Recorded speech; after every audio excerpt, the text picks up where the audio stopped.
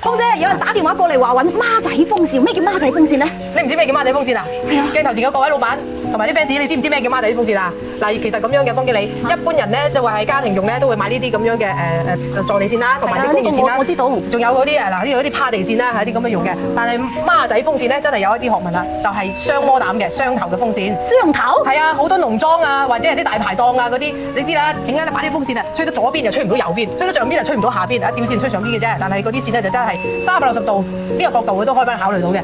孖仔風扇我都想見識下喎，唔好話。好，唔好眨眼啦，方經理。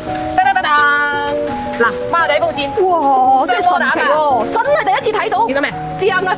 正咧，就解決咗你吹到左邊吹唔到右邊，360度前台後台一樣都可以吹到。咁咩？係啊，你係咪第一次見啊？係啊，好神奇所以話咧，嘅。一定要多啲啊，跟住我哋嘅鏡頭，探多啲好店，揾多啲靚貨，多啲關注我哋嘅視頻號友啊，包大貨號啊，總之啊，都有好貨嘅。如果假設啊，如果你覺得雙孖仔風扇都唔夠嘅，加多呢啲水冷風扇。水冷風扇即係可以有水氣出嚟嗰隻啊！加冰落去，吹到去呼呼聲，清涼啊！哇冷靜又清涼。